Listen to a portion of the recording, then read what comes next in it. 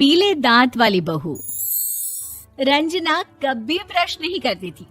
उसे कितनी बार उसके माँ बाप ने डांटा, लेकिन उसका कोई असर उस पर होता ही नहीं था, जिस कारण से उसके दांत पीले पीले हो जाते हैं। शादी के बाद। अरे बहू, वैसे तो तुझ में कोई कमी नहीं है, पर तेरे दांत इतने पीले कैसे हैं बेटा? कैसे मतलब? कोई सर्जरी थोड़ी ना कराई है। वो तो क्या नाम, मैं ब्रश नहीं करती थी तो पीले हो गए। अब क्या करूं? आप कहे तो लाल करवा लूं या फिर काले? यार ये क्या है, क्यों माँ से लड़ रही हो? लड़ रही हूँ? अरे मैं लड़ रही हूँ या ये बोल रही है कि दांत पीले हैं, पीले। अरे तपस्या थोड़ी ना की है इन्हें पीले करने के लिए।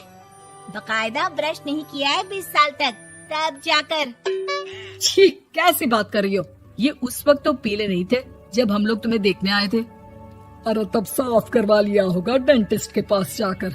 अब देखो कैसे पीले पीले लग रहे हैं। रंजना सास की तरफ गुस्से से देखती है। फिर शुरू हो गई पीले पीले पीले। अरे पीले तो तब भी थे जब मेरे हाथ का रसगुल्ला उड़ा उड़ा कर खा रही थी और बोल रही थी, लड़की नहीं गुणों का खजाना दे रहे भाई साहब आप। खैर, अब वो लोग करते भी तो क्या करते, पीले दांत वाली बहू पल्ले पड़ी थी तो झेलना तो था ही। एक दिन कीर्तन में रंजना गाना गा रही थी।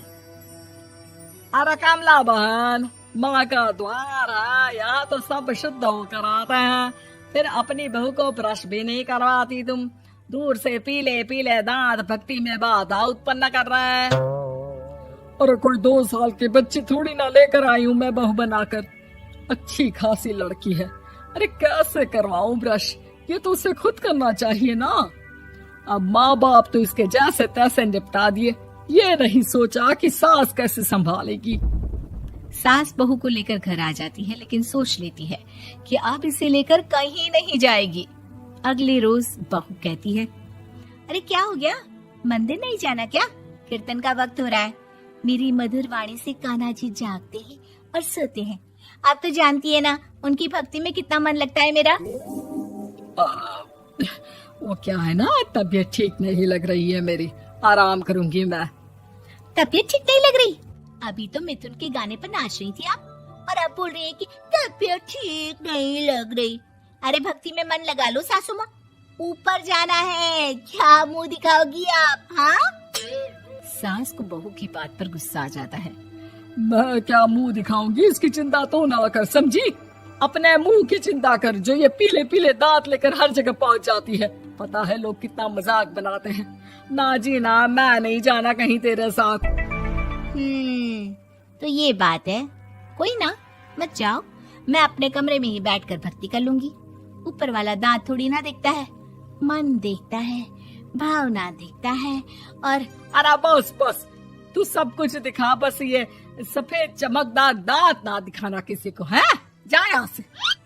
बहू को सास की बात का कोई फर्क नहीं पड़ता, वो तो जैसी थी वैसी ही रह जाती है।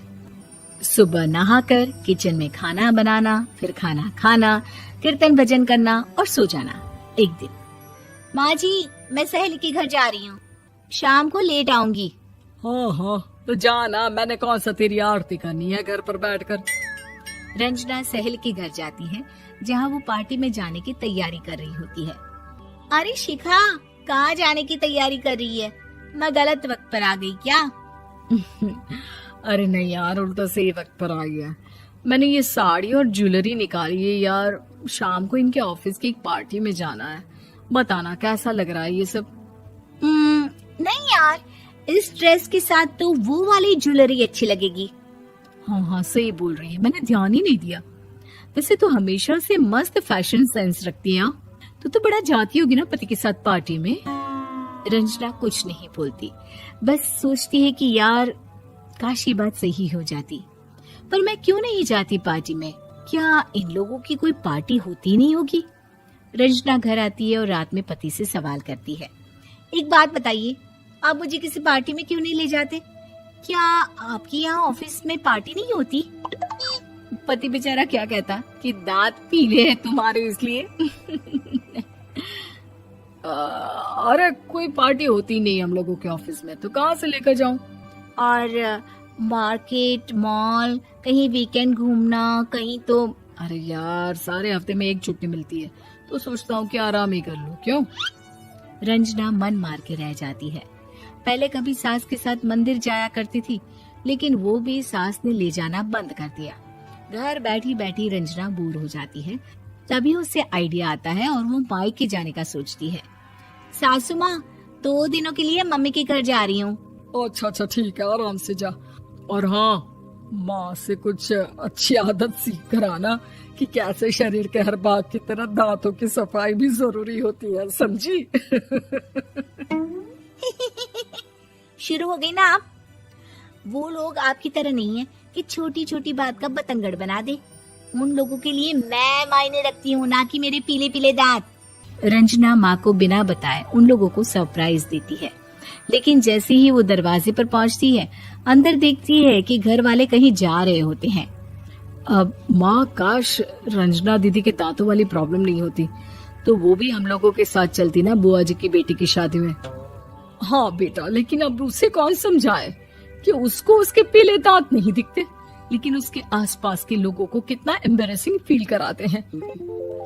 मुझे तो कितनी बार उसके स्कूल की टीचर ने शिकायत की कि उसके साथ कोई लड़की बैठना भी नहीं चाहती, और ना ही कॉलेज में कोई उससे बात करना चाहता था।